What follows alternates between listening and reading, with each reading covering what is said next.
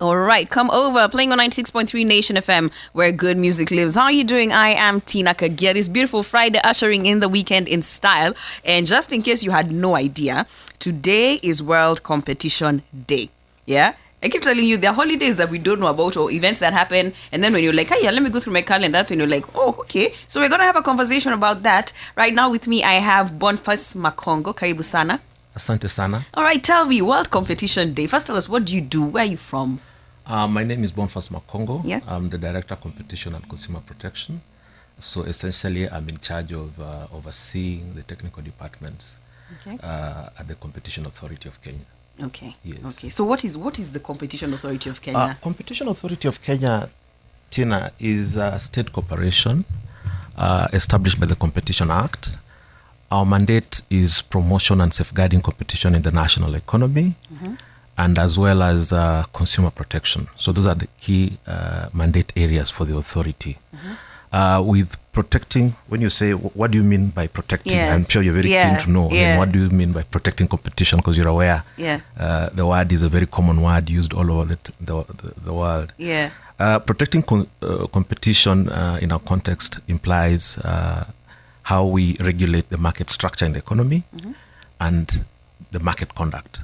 Okay. So market conduct is how the players, the various companies and other business people and undertakings in the economy are interacting with each other when they're producing goods and services. Yeah. While the structure is how a particular sector is structured, in the production of those goods. Okay. So how we actually do it is we are charged with regard to the issue of conduct. We investigate and sanction cases to do with cartels, where two or more undertakings that are supplying the same good or service decide to merge or collude to offer products, agree on pricing, or where they agree that you will sell your goods in a particular region. Yeah. The contaminant, is abuse of dominance. So we are also charged with cases where a firm is dominant, it has more than 50% of the market. We want to make sure that it doesn't abuse that dominance to the detriment of consumers. Yeah. The other angle to our mandate is what I mentioned about the structure. Yeah. So we look at the structure of the economy. So every time two firms want to merge, want to come together, you have to seek our approval. Yeah. And when we are giving that approval, we look at things like, what will be the post-merger? Once you have merged together, will you be so big that, you will wipe out all the other competitors from that particular segment? So those are some of the things that we look at. So with regard to consumer protection, we have a very wide mandate on consumer protection. Yeah. So we look at things like false and misleading, in the market where market players are misleading consumers. Yeah. There's also the issue of unconscionable conduct. Yeah. So essentially where you have market players that have a superior bargaining position and they're imposing conditions on you as a consumer. For instance, you go to a bank, you're taking a loan. Yeah. You're also being told you need to use a particular insurance company to insure this loan. Yet you as a consumer can get an alternative. Yeah. Cheaper alternative. Yeah. So those are the issues to do with unconscionable conduct. Okay. And lastly, with regard to our consumer protection mandate, we also look at defective goods and safe goods and also the issue of consumer information standards. Yeah. So for instance, when you're purchasing a product, you want to know the ingredients. Yeah. So if you have a product which the ingredients are not laid out, on the labels, that is something that will concern the authority. Yeah. And lastly, now to just tell you how we go about our business is that we carry out investigations, and we have a lot of remedies we can give. With regard to the competition angle of it, the remedies include a fine, pursuant to prosecution, so you can be prosecuted. Yeah. You can be fined up to 5 years in jail or 10 million shillings, but also within the authority, we are empowered to penalize you up to 10% of your turnover. Once we establish that you're, for instance, colluding if you're a member of a cartel. Yeah. With regard to consumer protection, the remedies are similar. Yeah. However, the only difference is that with consumer protection, sometimes you find that a consumer is not interested in, prolonging the process. They just want a quick resolution of the dispute. So in that case, in addition to the wider remedies that I've mentioned, We can also ask for you to be refunded your product. You can ask for a replacement of that product. Yeah. Those kind of things. I will invite our listeners to visit our portal, public portal. We also have active, officers who receive complaints throughout the working hours, and we would be reached on 020-277-9000. It's a very straightforward number. Yeah, that's very easy. Yeah. And also you can file a complaint if you have any of the matters I've mentioned. If you either know there's somebody who is engaged in a cartel, if you know somebody who has is abusing dominance, for instance, or if you have mostly consumer complaints, you have a lot of consumer complaints coming to us, and that you can file your complaint with you write to complain@cak.go.ke. Great. Let me ask you a quick one before we take a little break. Yes. So let's say I sell milk, and I've managed to do so well. I have all my cows and everything, so I'm literally almost the only person in my town who's selling milk. Does that become unfair competition for the smaller guy who only has one cow? No, that does not become unfair competition for the small guy who has only one cow. Yeah. But look at a scenario where you're selling milk in, say, a particular county or a particular locality. Yeah. And you also, for some reason, have hay, assuming you're also a big farmer, so you also have hay. Yeah. And you are, either you're charging prices for that hay that are so excessive with the intention of, getting rid of the other farmers. Oh, okay. You see, that one now will concern the authority. Okay. Because that one now, the intention there is to, your intention is to prevent and basically to eliminate the competition. So that would concern us. Great. Yes. So let's take a little break in case you're just catching us. We're with Boniface Makongo, Director, Competition and Consumer Protection. And so we'll be talking about all these things because today is World Competition Day. It is playing on 96 FM where good music lives. How are you doing? Consumer Protection. Hey, the name is long. Title again for us. I find it quite a mouthful. Yes, Competition Authority of Kenya. Yes, I don't know why the last two words just never seem to come out right. So we've been talking about World Competition Day. Yeah. So what exactly is World Competition Day about? Thank you, Tina. World Competition Day is just a governance day like any other, like the World Standards Day. I'm sure you're aware of World Standards Day. Yeah. And just to give a brief background of the day, this day is normally celebrated on 5th of December. Every year. And the reason why we celebrate this day and why the reason why it's celebrated first on the 5th of December of every year is because the UN General Assembly adopted the UN set of principles on competition on 5th of December 1980. Yeah. So this is the 39th celebration that we are having. Yeah. And basically, why do we celebrate it? The reason why we celebrate the World Competition Day is to create awareness among consumers of the potential benefits of an effective competition regime. What are the benefits when you have an effective competition regime in a country, and also inculcate in them and educate them on the role they have to play to ensure that you sustain an effective competition regime in the country. And that is basically what I had mentioned earlier about you have to engage the authority, you have to file complaints when you see there are contraventions going on, whether it's something to do with a cartel going on somewhere, or whether it's a merger which has been implemented somewhere and the authority's approval was not sought, or whether it's a consumer contravention. So basically that's the reason why we celebrate this day. Nice. Yes. I like that. So how do you create awareness about it? Is there usually a theme to it? Yes, there's a theme, and this year's theme is competition policy and access to healthcare. Okay. Yes. Last year's theme was about competition policy and online, transactions. Yes. You realize that this year is very unique. Yeah. And the basis of the theme is the fact that this year we've had COVID. Yeah. You're aware, which actually is posing a serious threat to the entire global economy. That's true. And in addition to that, locally as Kenyans, we also have a challenge around the area of health. You might appreciate the fact that the government has, over the years, increased its spend on healthcare. Actually, our current spend on healthcare is around 6-7% of the GDP. Yeah. However, we still have a lot of challenges regarding access and affordability of services. For instance, you'd be aware that Kenyans generally spend around $100 billion every year seeking medical services abroad. Wow. Because the local services are very highly priced. Yeah.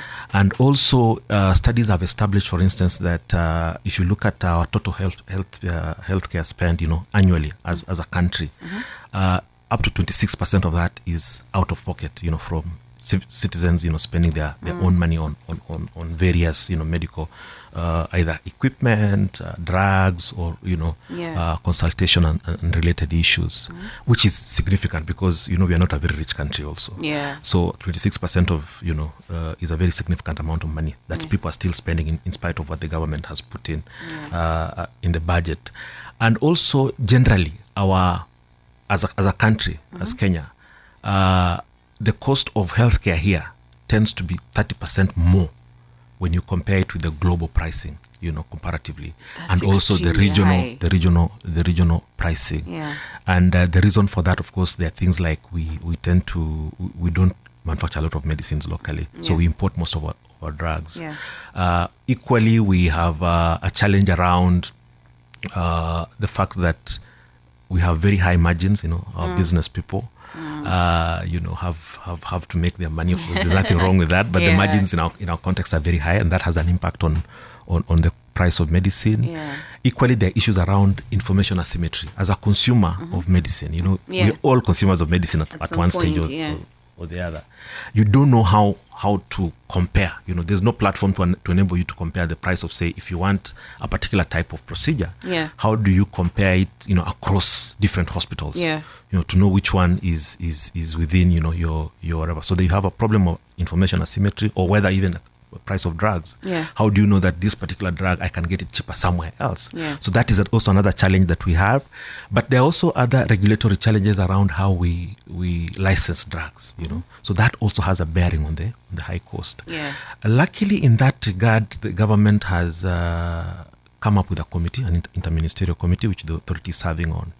And we are hoping to address all those issues, around the pricing of drugs, around affordability and availability of care, so that we reduce, we address these challenges that are still,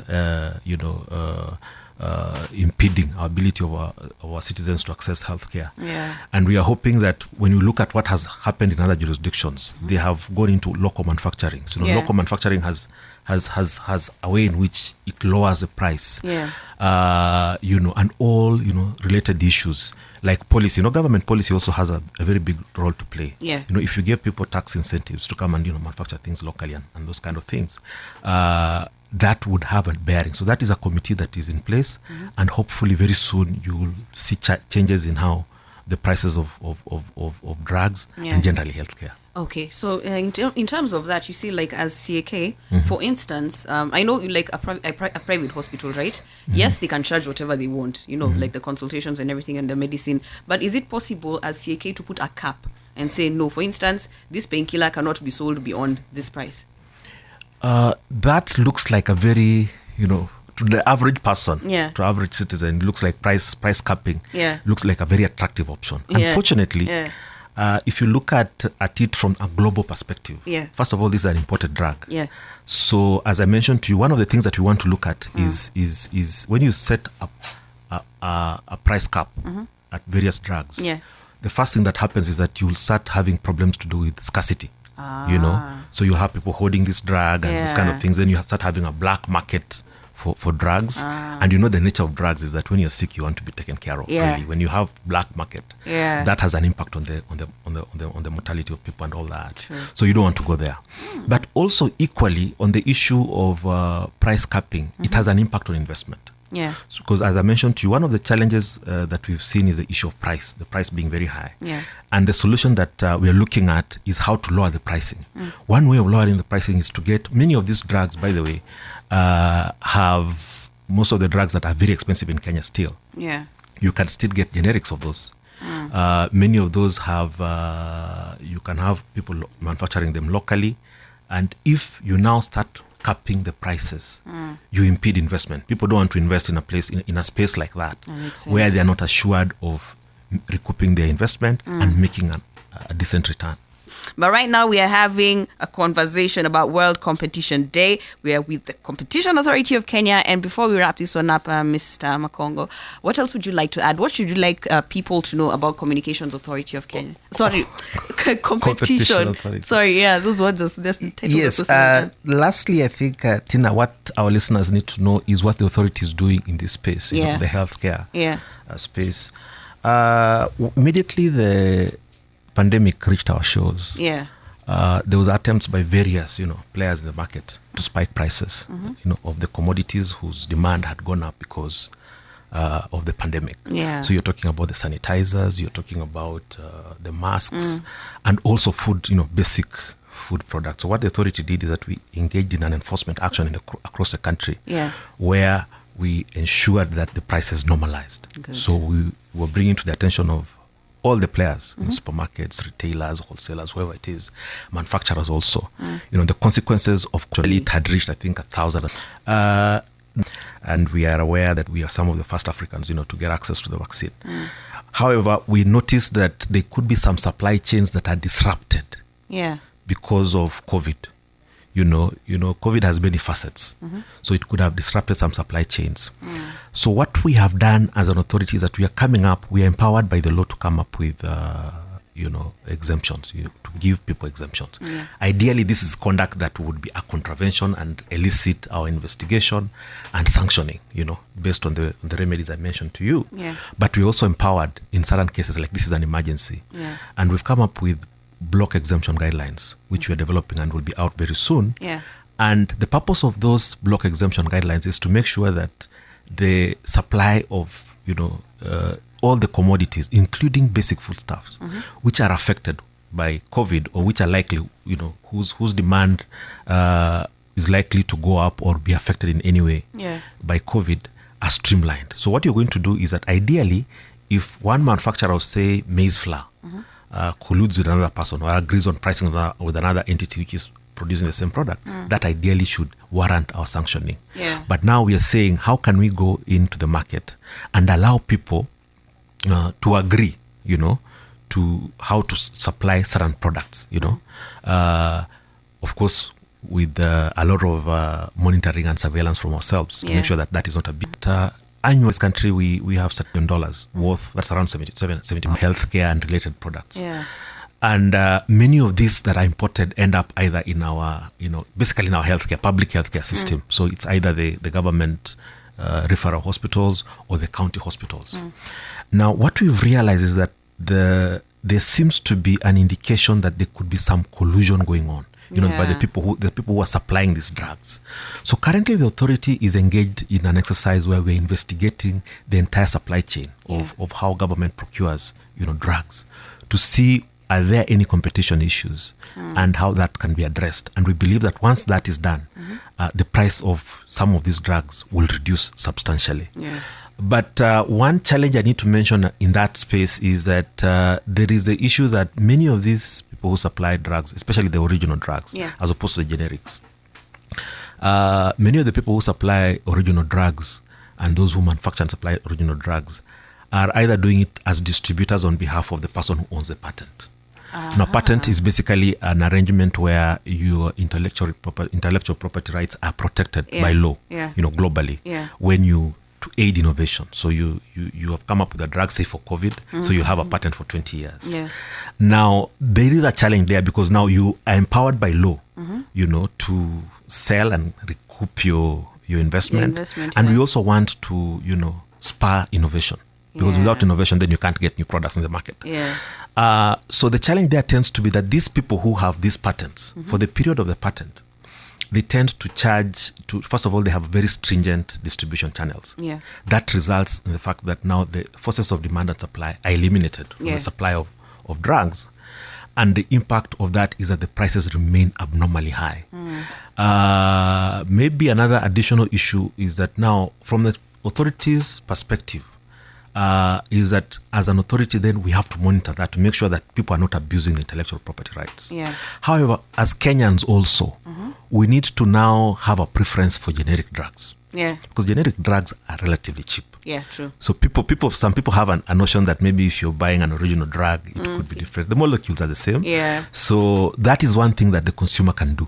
Yeah, but those basically are, in a nutshell, our initiatives in that space. Okay. Thank you. Great.